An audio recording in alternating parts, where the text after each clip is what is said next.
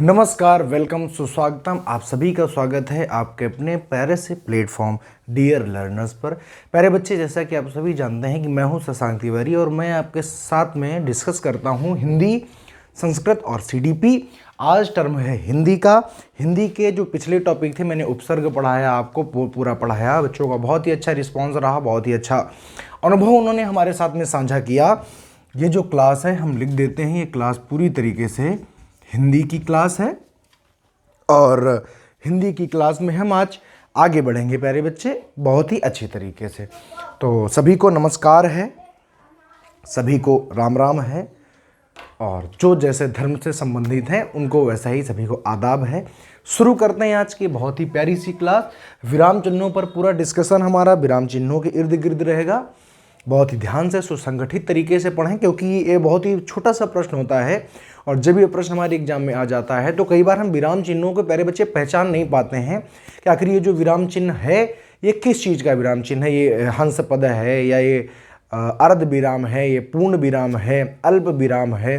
तो बहुत सारे इसमें कन्फ्यूजन आ जाते हैं। तो इसलिए हम इस क्लास को लेकर के हैं और छोटी सी क्लास रहने वाली है, क्योंकि हमारा बस मोटो इतना है कि आप सभी चिन्हों को देख करके बता पाएँ कि इस चिन्ह का नाम क्या होता है हिंदी में। अंग्रेजी में हो सकता है आप जानते हो, लेकिन हिंदी में भी आपको बताना सीखना है।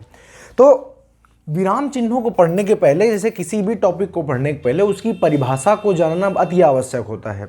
उसकी परिभाषा क्या है, विराम चिन्हों का प्रयोग हम करते क्यों हैं।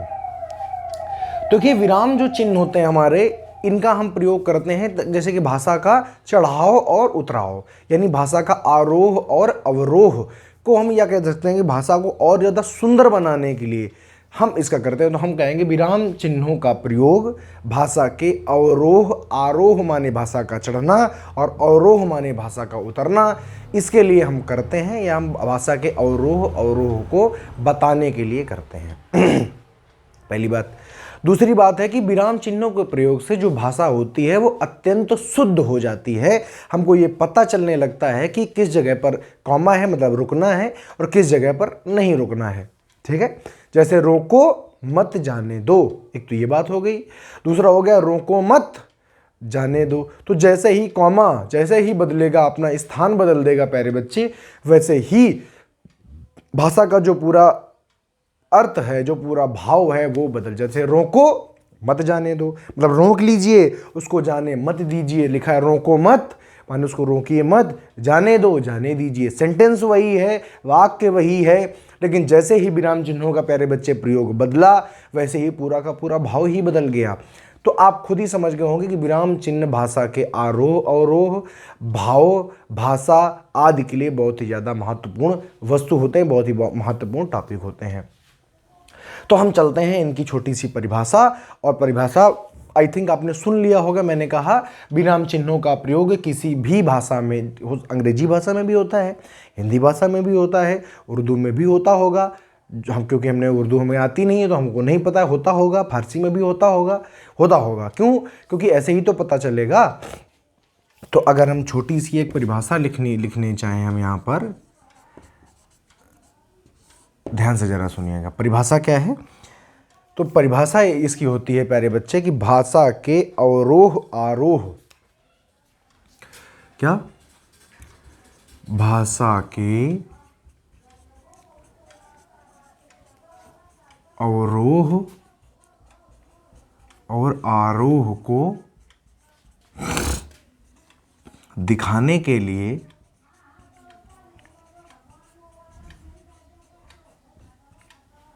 तो भाषा के अवरोह आरोह को दिखाने के लिए जिन चिन्हों का प्रयोग करते हैं, जिन चिन्हों का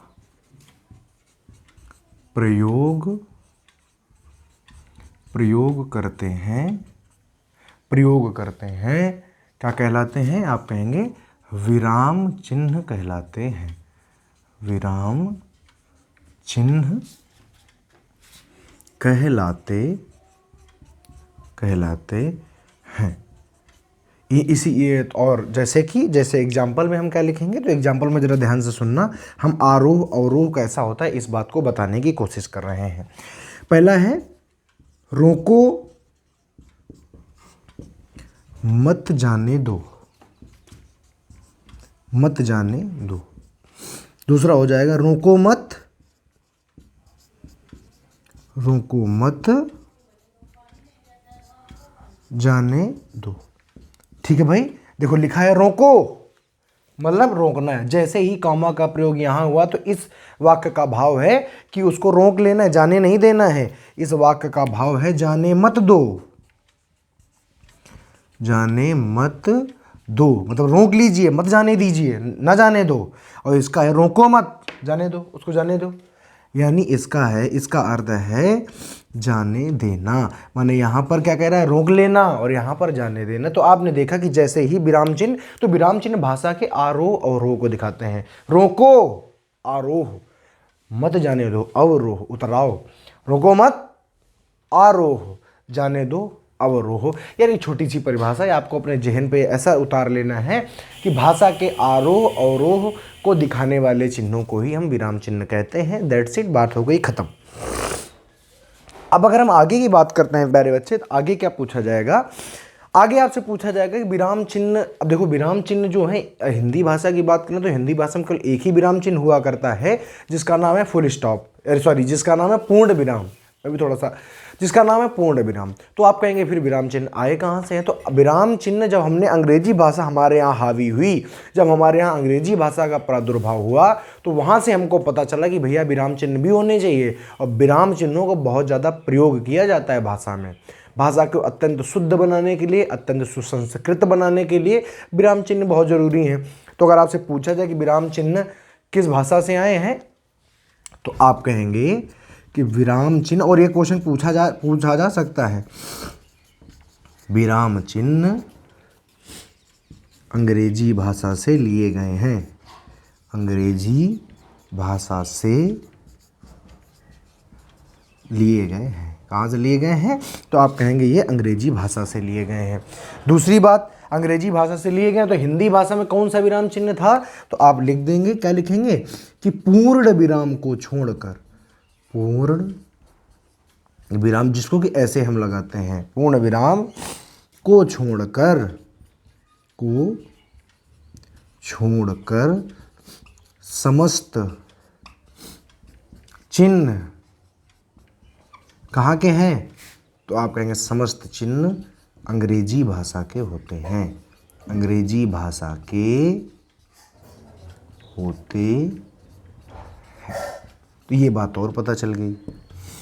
पहली बात तो कभी नहीं पूछा जाएगा कि विराम चिन्हों के प्रकार कितने होते हैं या विराम चिन्ह कितने होते हैं।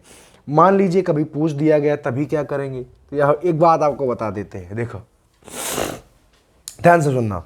तो एक हमारे कवि हुए कामता प्रसाद गुरु, एक हमारे कवि हुए जिनका नाम है कामता प्रसाद गुरु।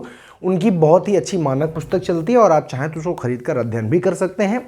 थोड़ी सी क्लिष्ट है क्योंकि उस पर जो ये वाली जो किताब है काफ़ी पुरानी किताब है और इसमें थोड़ा सा ज़्यादा हम कह सकते हैं कि बहुत ज़्यादा इसमें सुधार हुए नहीं हैं, क्योंकि कामता प्रसाद तो रहे नहीं, बहुत समय पहले ख़त्म हो गए होंगे, मर गए होंगे या उनका देहांत हो गया होगा, देहावसान हो चुका होगा, तो वो तो रहे नहीं। लेकिन उनके बाद में बहुत सारे अभी भी उनका पब्लिकेशन चलता रहता है।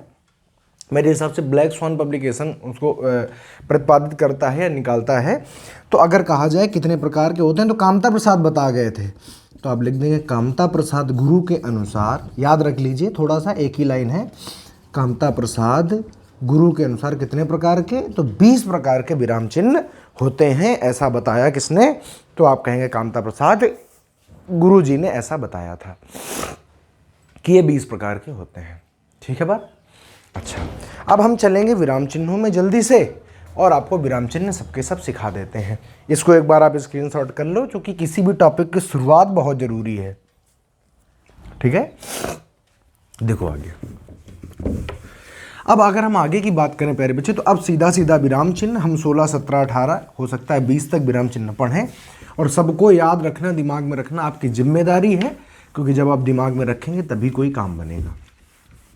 ठीक है, आगे चलने के पहले सभी भी जितने भी छात्र जितने भी देख रहे हैं, सबसे गुजारिश है कि आप अपनी तरफ से हमारे एप्रिसिएशन में, आप कह सकते हैं कि अगर आपको पसंद आ रही है क्लास, तो लाइक और शेयर ज़रूर करें, क्योंकि ये बहुत ही मोस्ट इम्पॉर्टेंट चीज़ है। अगर आप ऐसा करते हैं तो हमारा मोटिवेशन बढ़ता है और हम और ज़्यादा इसको आगे बढ़ाने की कोशिश करते हैं। चलिए शुरू करते हैं विराम चिन्ह आपको बताते हैं। पहला नंबर जो विराम चिन्ह हम शुरू करते हैं पूर्ण विराम से। हमारे पास पहला जो विराम चिन्ह है वो है पूर्ण विराम, जिसको हम ऐसे लगाते हैं। तो कभी अगर एक खड़ी पाई लगी है, एक अगर खड़ा डंडा लगा हुआ है, तो ये क्या है? पूर्ण विराम है। थोड़ा थोड़ा समझ सुनते भी जाओ। पूर्ण विराम का प्रयोग हमेशा किसी भी वाक्य के अंत में होता है। जब उस वाक्य का अंत हो जाता है, पैराग्राफ का अंत हो जाता है, तब हम पूर्ण विराम का प्रयोग करते हैं। फिर हमारे पास यहाँ पर दो चीजें होती हैं। एक को आप कहते हो अर्ध विराम, और एक यहां पर आता है हमारे पास में अल्प विराम। अब इस पर बड़ा कंफ्यूजन होता है, लोगों को यही क्लियर नहीं होता कि कौन सा अल्प विराम है और कौन सा अर्ध विराम है। देखिए, जो अर्ध विराम होता है, अब इंग्लिश से आप सुनिए, अर्ध विराम माने सेमी, तो इसको कहते हैं सेमी कॉलन। इंग्लिश में क्या कहते हैं? Semi colon. और जबकि अल्प विराम को कहते हैं प्यारे भैया कॉमा। इंग्लिश के दो काहे लिख रहे हो सर जी? क्योंकि हमने अभी क्या बताया कि विराम चिन्हों का जो प्रादुर्भाव है, जो लिए गए हैं, कहाँ से लिए गए हैं? तो आप कहेंगे इंग्लिश भाषा से। तो जो इंग्लिश भाषा के होते हैं वो सब के सब हूबहू यहाँ पर भी होते हैं, बस उनके हिंदी नाम होते हैं। तो अर्ध माने सेमी और विराम माने विराम कॉलन। तो ये अगर अर्ध विराम कहा जाए और अल्प विराम, तो कॉमा तो समझ गए ना। तो अल्प विराम हमेशा याद रखना, इसको कॉमा कहा जाता है। तो ये तो भैया लगेगा ऐसे, ठीक। और ये कैसे लगेगा? तो बिंदु और कॉमा, माने कॉमा तो बनाना ही है, लेकिन उसके ऊपर एक बिंदु रख देना है। इसको कहते हैं हम अर्ध विराम। प्रयोग आप जानते हैं कि कॉमा का प्रयोग कहाँ किया जाता है? कॉमा का प्रयोग किसी भी 3-4 टाइप की सिमिलर चीज़, जैसे राम, सीता और लखन वन को गए, राम, सीता और लखन वन को गए। जैसे पेन, पेंसिल, रबर और कटर मुझे दे दीजिए। तो अब एक ही टाइप की अगर नाउन बहुत सारे लिखे हों, बहुत सारे अगर संज्ञा लिखे हों, बहुत सारे अगर प्रोनाउन सर्वनाम लिखे हों, बहुत सारे अगर एडजेक्टिव लिखे हों, तो उनमें हम पृथक्करण बताने के लिए इनका प्रयोग किया जाता है। आगे बात करें अगर हम चौथे नंबर पर, तो एक हमारे पास में होता है अपूर्ण विराम। क्या होता है? अपूर्ण विराम। इसी को कई कई किताबों में आपको उप विराम भी लिखा हुआ मिलेगा, ठीक है। जैसे ये है भैया पूर्ण विराम, ऐसे होता है अपूर्ण विराम या उप विराम। तो आपने कभी ऐसे लगी हुई 2 बिंदु ऐसे ऐसे लगे हुए देखे होंगे, इसका मतलब होता है ये भी पूरा नहीं हुआ है, अभी अपूर्ण है, इसको भी पूरा करना है, तो ये होता है अपूर्ण विराम। आगे अगर हम आ जाएं 5वें नंबर में, तो प्यारे बच्चे 5वें नंबर में क्या होता है कि विस्मयादि बोधक, हमारे पास यहाँ पर एक चिन्ह होता है विस्मयादि बोधक चिन्ह, और हमारे पास होता है प्रश्न सूचक चिन्ह या प्रश्नवाचक चिन्ह। जो लिखना वो भी लिख सकते हैं, प्रश्न, चाहे इसको वाचक कहें चाहे प्रश्न सूचक कहें, चिन्ह। ये कैसे होते हैं इनको भी देख लीजिए। विस्मयादि बोधक में आप जानते हैं एक्सक्लेमेटरी साइन जो होता है, मार्क ऑफ एक्सक्लेमेशन जो होता है वही होता है। इसमें कुछ नहीं होता, फुल स्टॉप बनाओ और नीचे क्या रख दो? बिंदु रख दो। वैसे इसमें क्या कहते हैं कि ये जो होता है ऊपर से मोटा, नीचे से पतला होता है, कुछ ऐसे बनाया जाता है। देखो ऐसे करके नीचे की तरफ पतला कर दिया जाता है। खैर आप ऐसे ही याद रखें, इसके चक्कर में ना पड़ें। आप ये याद रखें कि फुल स्टॉप के नीचे अगर बिंदी लगी हुई तो वो क्या है? विस्मयादि बोधक चिन्ह है। और ये तो आप जानते ही हैं, ये क्या है? तो प्रश्नवाचक चिन्ह है। कहाँ लगता है? तो प्रश्न सूचक वाक्यों के अंत में लगाया जाता है, ये प्रश्न सूचक चिन्ह होता है। आगे आ जाइए, आगे चलते हैं हम। तो आप जब पढ़ते हैं कभी कभी द्वंद्व समास, तो आप बीच में एक हाइफन का चिन्ह लगाते हैं। देखो उसको कहते हैं हम प्यारे बच्चे योजक चिन्ह। क्या कहते हैं? हम उसको योजक चिन्ह कहा करते हैं, और अंग्रेजी में इसको कहा जाता है हाइफन। क्या कहते हैं? हाइफन कहा जाता है, वो होता है, इसको हाइफन कहते हैं हम लोग। ये हाइफन होता है। और यहीं पर अगर हम बात करें 8वें नंबर पर, तो एक हमारे पास में होता है विवरण चिन्ह। क्या होता है? विवरण चिन्ह होता है हमारे पास में। अब दोनों को बताते हैं। देखो हाइफन क्या होता है? जैसे कोई भी 2 शब्द हैं, उनके बीच में अगर किसी शब्द का लोप है, जैसे माता पिता, भाई बहन, याद करिए द्वंद्व समास में जाइए, और द्वंद्व समास के बीच में ये जो छोटा सा साइन लगा होता है इसको हम क्या कहते हैं? हाइफन कहते हैं। और वहीं पर अगर विवरण की बात करें तो 2 बिंदु और साथ में जब कभी ऐसा लगा हुआ मिले, जैसे कि मान लीजिए हमको भाजपा जैसे है, सरकार है। अगर इसका आगे हमको विवरण देना है तो हम ऐसे ऐसे करके, अगर कहीं भी ऐसा चिन्ह लगा हुआ मिल जाए तो समझ जाना कि इसके बारे में अब क्या करना है, हमको आगे व्याख्या देनी है। जैसे लिख दिया जाए रामायण लिख के, और कोई व्यक्ति अगर ऐसे कर दे तो इसका मतलब होता है अब रामायण के बारे में आगे बताया जाएगा। हाँ, कुछ क्या करते हैं, ऐसे करते हैं, अरे ये नहीं होता, ये गलत है, ठीक है, ऐसे होता है बिंदु और फिर उसके बाद में बाहर, यानी ये इसको कहते हैं हम विवरण चिन्ह। तो समझ गए ना 8वां नंबर? आप कहें बिल्कुल ठीक है, हम समझ गए। अब आगे देखो, आगे देखने में ये है कि यहाँ पर हमारे पास में 8 नंबर तक हो गए। 9वें नंबर में आ जाओ। 9वां नंबर है, उसको हम कहते हैं त्रुटि पूरक। क्या कहते हैं? त्रुटि सूचक। इसको कहते हैं हम विस्मय सूचक, या इसी का नाम हम लेते हैं हंस पद। अरे समझ रहे हो कि नहीं? चाहे त्रुटि पूरक कहो, चाहे हंस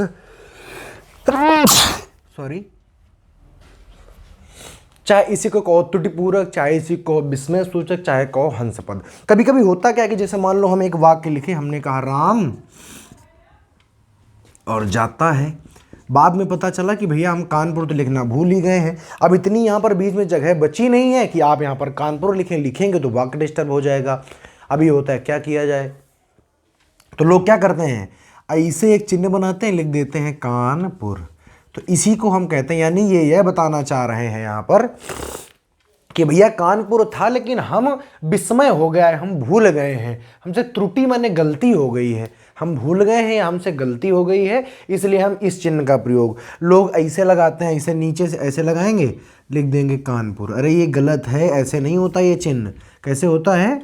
ऐसे होता है ये चिन्ह। ऊपर से ऐसे लगा सकते हैं हम, नीचे से नहीं लगा सकते हैं, नीचे से लगाया भी नहीं जाता है। ठीक है, समझ रहे हो कि नहीं? तो ये बात है, इसको कहते हैं त्रुटि सूचक, माने हमसे गलती हो गई, हम विस्मय हो गया, और इसी को हंस पद भी कहते हैं। और इस चिन्ह को हम ऐसे लगाते हैं, ये होता है त्रुटि सूचक या हंस पद। ठीक है, याद रखेंगे ना? आप कहेंगे बिल्कुल ठीक है, हम याद रखेंगे। उसके बाद प्यारे बच्चे 10वें नंबर में एक आता है जिसको हम कहते हैं लाघव चिन्ह। क्या कहते हैं? लाघव चिन्ह हम कहा करते हैं। लाघव चिन्ह कैसे लगाया जाता है, एक बार हम देख लेते हैं कि यहाँ तक दिखाई दे रहा है या नहीं दिखाई दे रहा। तो बिल्कुल क्लियरली सबको दिखाई दे रहा, कोई दिक्कत नहीं। ये है लाघव चिन्ह। तो लाघव चिन्ह को हम कैसे लगाते हैं? हम इसको ऐसे लगाते हैं, एक छोटे से गोले से। ये कहाँ लगता है? इसको कहते हैं मार्क ऑफ एब्रीविएशन। इंग्लिश में करते हो ना, इंग्लिश में क्या लिखते हो? BA MA, एब्रीविएट करते हो। BA का मतलब बैचलर ऑफ आर्ट्स, MA का मतलब मास्टर ऑफ आर्ट्स। ऐसे हिंदी में भी किया जाता है। जैसे क्या लिखते हो? डॉक्टर राम कुमार वर्मा। कैसे लिखते हो? इंजीनियर। कैसे लिखते हो? पंडित जवाहरलाल नेहरू। यानी अगर किसी भी चीज़ को आप एब्रीविएट करना चाहते हो, उसको आप लघु करना चाहते हो, संक्षिप्त में लिखना चाहते हो, तो वही चिन्ह होता है लाघव चिन्ह। लाघव चिन्ह का एक नाम और होता है, क्या होता है? जरा ध्यान से देखिएगा, ये चीज़ समझ गए ना? लाघव चिन्ह किस में होता है? किसी भी चीज़ को आप शॉर्टकट में लिखना चाह रहे हो, लाघव चिन्ह को कहते हैं संक्षेपण चिन्ह भी हम इसको कह देते हैं। यानी संक्षिप्त करने के लिए इसका प्रयोग हम करते हैं।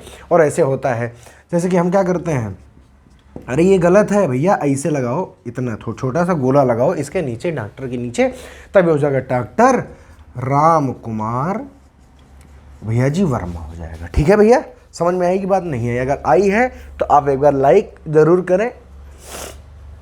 आगे देखिए, तो समझ गया ना? इसको कहते हैं लाघव चिन्ह। और लाघव चिन्ह का मतलब होता है ये एब्रीविएट करता है, किसी भी चीज़ के जो भाव होता है उसको हटाता रहता है। ठीक है, यहाँ तक आपको बात समझ में आई थिंक आ गई होगी। अब हम आगे की चर्चा पर चलेंगे। इसके बाद आता है, आपने इंग्लिश में पढ़ा होगा inverted comma, comma inverted comma. देखो, तो यहाँ पर जो इन्वर्टेड कॉमा होता है उसको हम क्या कहते हैं?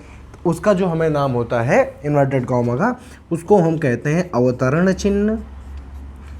चाहे अवतरण चिन्ह कहो, चाहे इसको हम कहते हैं उद्धरण चिन्ह। क्या कहते हैं?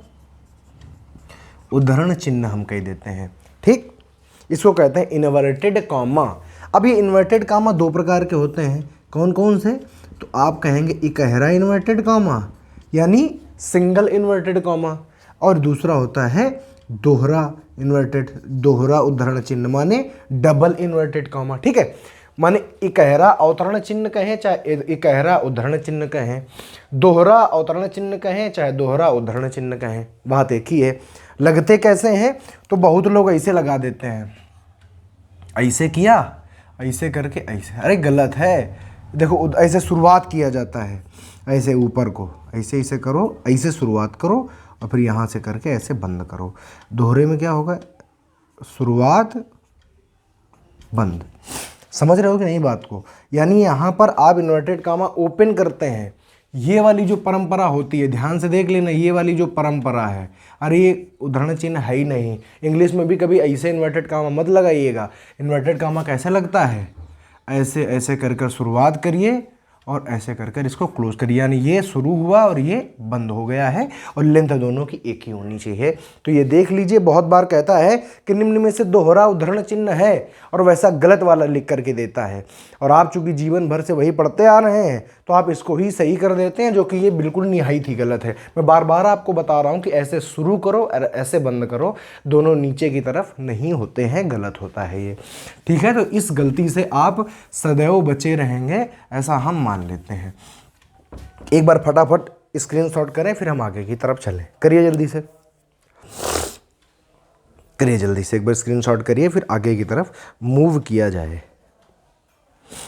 ठीक है, आ जाओ आगे भैया। हो गया है हमारा 11 नंबर तक। ठीक है, चलो, तो इसको आप याद रखेंगे। एक बार मैं फिर से दोहरा देता हूं, ये क्या है, अल्प विराम है। ये कॉमा क्या होता है, अल्प विराम, और सेमी कॉलन अर्ध विराम। अपूर्ण विराम ऐसे होता है, विस्मयादि बोधक चिन्ह कॉमा लगा, फुल स्टॉप लगाकर नीचे बिंदु होता है। प्रश्नवाचक जग जाहिर है। योजक चिन्ह या इसको कहते हैं हाइफन, तो ऐसे लगता है। ये हमेशा किस में लगता है, तो आप कहेंगे द्वंद्व समास के बीच में लगता है। विवरण चिन्ह माने किसी की आप व्याख्या करना चाह रहे हैं, तो आप ऐसे करेंगे। त्रुटि सूचक या विस्मय सूचक हंस पद, यानी है कि जब गलती हो जाएगी तो बीच में शामिल कैसे करोगे। लाघव चिन्ह या संक्षेपण चिन्ह माने आप जब एब्रीविएट करना चाहते हैं तब आप इस चिन्ह का। अवतरण माने इन्वर्टेड कॉमा, दो होते हैं, इकहरा दोहरा, और इस गलती से आप हमेशा बचे रहेंगे, नहीं तो गड़बड़ हो जाएगा। ठीक है कि नहीं? तो आप कहेंगे बिल्कुल ठीक बात है, कोई समस्या नहीं है हमें यहाँ पर। और ये तो हो गया मुख्य। अब कुछ थोड़े बहुत गौण भी होते हैं, मतलब थोड़े से, ये तो 10 आपको बिल्कुल रट के रखने हैं। हो सकता है इन्हीं से प्रश्न पूछा जाए, लेकिन हो भी सकता है कि यहाँ से प्रश्न ना भी पूछा जाए, कोई बड़ी बात नहीं है। इसके लिए आपको और थोड़े बहुत पढ़ने पड़ेंगे। देखो कौन सा आपको पढ़ना पड़ेगा, तो एक तो हम कहते हैं 11 नंबर चलना है हमें। एक तो हम कहते हैं तुल्यता सूचक, तुल्यता, आगे से लिखते हैं थोड़ा, रुका 1 मिनट ताकि मैं भी फ्रेम में पूरा आ जाऊं। देखो 11 नंबर है, कहते हैं तुल्यता सूचक चिन्ह। अब तो तुल्यता सूचक चिन्ह क्या करेगा, तो आप कहेंगे तुलना बताएगा। तुल्यता का मतलब होता है समानता, और जो आप बराबर का चिन्ह जानते हैं ना, ये वाला, इसी को कहते हैं तुल्यता सूचक चिन्ह, माने कि किसी के बराबर, इसको कहते हैं तुल्यता सूचक। जैसे कि हम अगर लिख दें रेलगाड़ी और कहें कि आप इसका क्या करो, विग्रह करो, तो आप कैसे करते हो, बराबर रेल पर चलने वाली गाड़ी। मतलब आप ये बताना चाह रहे हो कि जो इसका भाव है वही इसका भाव है, तभी तो दोनों आपस में बराबर हैं। भाई जो रेलगाड़ी का मतलब है वही रेल पर चलने वाली गाड़ी का भी वही मतलब है, माने इसका मतलब रेलगाड़ी और रेलगाड़ी का मतलब ये। तो यही तो है तुल्यता सूचक, यही तो बता रहा है कि भैया दोनों बराबर हैं। तुल्यता सूचक कहो चाहे इसको कहो समानता सूचक, कोई दिक्कत वाली बात नहीं है, समानता सूचक। और ये दोनों पूछे जाते हैं बार बार, और लोग इसमें गलती करते हैं कि उनको लगता है बराबर का चिन्ह केवल मैथ में होता है। अरे भैया केवल मैथ में नहीं होता है, हिंदी में भी बहुत ज़्यादा काम आता है। वो अलग बात है, आप लोग गलत हिंदी लिखते हैं, वो एक अलग का मुद्दा भैया हो जाता है। ठीक है, जैसे कि देखो लोप चिन्ह होता है। लोप चिन्ह कैसे होता है, देखो 12 नंबर में एक तो होता है भैया लोप चिन्ह, ठीक, और दूसरा होता है भैया पुनरुक्ति सूचक चिन्ह, पुनरुक्ति सूचक चिन्ह होता है। ध्यान से देखना, अगर हम लोप चिन्ह की बात करें तो लोप चिन्ह का मतलब होता है ऐसे कभी कभी लिखा होता है कि राम सीता और लखन वन को गए, वैसे इसे इसे इसे इसे इसे बिंदु रखी होती हैं। इनका मतलब होता है कि यहाँ पर आगे जो बात है वो आपको समझनी पड़ेगी। तो अगर कहीं भी किसी भी पैराग्राफ आए और उसके बाद बिंदु रखे, समझ जाना कि इसके आगे इसका लोप हो गया है। अच्छा, पुनरुक्ति सूचक क्या होता है? ऐसे इसको करते हैं हम। जैसे देखो, कभी आप निमंत्रण में गए होगे तो वहाँ पर मान लो जैसे वो लिखा जा रहा है, जो पैसे लोग देते हैं उनके नाम लिखे जा रहे हैं। लिखा गया राम कुमार तिवारी। हमारे जैसे लोग पहुँच गए तो ये हुआ शशांक। अब पता चला जो हमारी जात है वो भी तिवारी है, तो ऐसे कर दिया जाएगा। आगे पहुँच गया मुकेश, और धोखे से मुकेश भी तिवारी हो गया, तो ऐसे कर दिया गया। यानी तिवारी कैसा है? पुनरुक्ति हो रहा है। पुनरुक्ति का मतलब बार बार बार बार आ रहा है, पुनरावृत्ति हो रहा है, तो इसी को कहते हैं पुनरुक्ति सूचक चिन्ह। माने ऐसा चिन्ह जो पुनरावृत्ति से आपको बचाए वो पुनरुक्ति सूचक कहलाएगा। ठीक है, तो आप कहेंगे बिल्कुल ठीक बात है, कोई दिक्कत समस्या परेशानी तो नहीं है, तो आप कहेंगे नहीं। ठीक है, समझ गए ना? ऐसे ऐसे ऐसे जब कभी जाना निमंत्रण में, इसका भी ध्यान देते रहना कि भैया पुनरुक्ति सूचक कहाँ पे लागू हो रहा है। ठीक है, आगे देखो 14 नंबर में एक होता है कोष्टक। कोष्ठक जिसको आप इंग्लिश में कहते हो ब्रैकेट। और याद रखना, जो ब्रैकेट होता है वो केवल छोटा ब्रैकेट होता है। ठीक है, बाकी जो मंजिला ब्रैकेट, बड़ा ब्रैकेट, ये जो होते हैं ना, जैसे कि ये बनते हैं, ये वाले जो ये जो बनाए जाते हैं, ये जो बनाए जाते हैं, ये हिंदी में शामिल नहीं होते हैं। कहते हैं कि रेखा ब्रैकेट होता है, ये होता है, वो होता है। ये हिंदी का मसला नहीं है, याद रखिएगा हमेशा। हिंदी सिर्फ एक ही ब्रैकेट को मानती है, या इंग्लिश सिर्फ एक ही ब्रैकेट को मानती है, वो है ये वाला ब्रैकेट। याद रखेंगे ना? अगला देखो, अगला जो चिन्ह है उसको प्यारे भैया कहते हैं रेखांकन चिन्ह। क्या कहते हैं? रेखांकन चिन्ह। इंग्लिश में क्या कहते हो? इंग्लिश में कहते हो अंडरलाइन। देखो, इंग्लिश में इसी चीज़ को पढ़ें तो कितना सरल है। हिंदी में देखो क्या लिखा है, रेखांकन चिन्ह। इसको कहते हैं प्यारे भैया अंडरलाइन। और अंडरलाइन हमेशा कहाँ होती है? तो आप कहेंगे नीचे होती है। कोई ऊपर वाक्य लिखा होता है, नीचे जो लाइन होती है उसको रेखांकन कहो, और चाहे अंडरलाइन कहो। ठीक है, अगला नंबर देखो। अगला नंबर में आपको मिलेगा आदेश। क्या मिलेगा आपको? आदेश नहीं, निर्देश सूचक मिलेगा। आदेश गलत बात, आपको मिलेगा निर्देश सूचक चिन्ह। निर्देश सूचक चिन्ह। अब एक बात आपको बताते हैं, ध्यान से सुनना। हिंदी में कभी भी तीर का जो निशान होता है, जैसे आप ऐसे लगाया करते हो, ये हिंदी का चिन्ह ही नहीं है। हिंदी में कोई भी चिन्ह तीर के निशान से नहीं लगाया जाता है, बल्कि जो तीर आप लगाते हो उसको ये होता है। देखो, अभी मैंने आपको पढ़ाया था हाइफन, योजक चिन्ह पढ़ाया था। देखो ध्यान से देखना, गड़बड़ न करना, मिलाना मत एक में। हमने आपको पढ़ाया योजक चिन्ह, योजक चिन्ह पढ़ाया था, उसमें बताया था कि भैया ये इतना छोटा होता है, बस। वही मैं पढ़ा रहा हूँ आपको निर्देश सूचक, ये इतना बड़ा होता है। और जो रेखांकन चिन्ह है वो नीचे होता है, जो जिसको आप अंडरलाइन कहते हो इंग्लिश भाषा में, वो बात होती है। ठीक है, अच्छा ये हो गया। ठीक है, अब लास्ट में एक बच्चा है जिसको आप कहते हैं समाप्ति सूचक चिन्ह। क्या कहते हो? समाप्ति कैसे दिखाई जाती है? बस अगला और उसके बाद में लास्ट, यही है आज का लास्ट, जिसको आप कहते हो समाप्ति सूचक चिन्ह। ठीक है, कैसे होता है? ऐसे होता है, एक ऐसे लगाओ लाइन और बीच में लिखो 0 और फिर लगा दो, ये हो गया समाप्ति सूचक। या 1 और 2 ऐसे लाइन खींच दो, ये भी हो गया। तो कहीं भी आपको जैसे समाप्ति दिखाना हो तो पैराग्राफ के लास्ट में सबसे अंत में जाइए और इस प्रकार से एक ऐसे लाइन खींचिए, बीच में ऐसे 0 बनाइए, लाइन खींच दीजिए, तो जो समझने वाला होगा वो समझ जाएगा कि यहाँ से समाप्ति हो गई है, पैराग्राफ खत्म, या जो भी लिखा जा रहा है वो सब क्या हो गया है, खत्म हो गया है। ठीक है, तो आज हम यहीं तक रखते हैं प्यारे बच्चे। हमें ऐसा लगता है कि आपको ये बहुत अच्छा पसंद आया होगा। अगर आपको ये टॉपिक पसंद आया है तो कृपया लाइक करें, शेयर करें, चैनल को सब्सक्राइब करें और हमको कमेंट जरूर करें अगर आप कुछ और भी पढ़ना चाह रहे हैं तो। और इनको सब, प्रत्येक बच्चा जो है वो सब इनको याद रखेगा, क्योंकि ये जो है हिंदी की रीढ़ की हड्डी होते हैं। अगर आपको विराम चिन्ह नहीं आते, आपको मात्राएं नहीं आती, आपको वर्ण नहीं आते, तो आप कैसे हिंदी पढ़ने के लिए इमेजिन कर सकते हैं। ठीक है। बाकी सभी पढ़ने वालों को बहुत बहुत हमारी तरफ से हमेशा ही आशीर्वाद रहता है कि आप अपने लक्ष्य पर आगे बढ़ें, अग्रसर हों और आप बहुत पढ़ाई करें, बहुत कामयाब हों। आज हम यहीं से आपसे विदा चाहेंगे। अगली जो क्लास होगी उसमें हिंदी के कुछ नए टॉपिक लेकर के आएंगे। तब तक के लिए स्वस्थ रहें, मस्त रहें, पढ़ते रहें। नमस्कार, जय हिंद।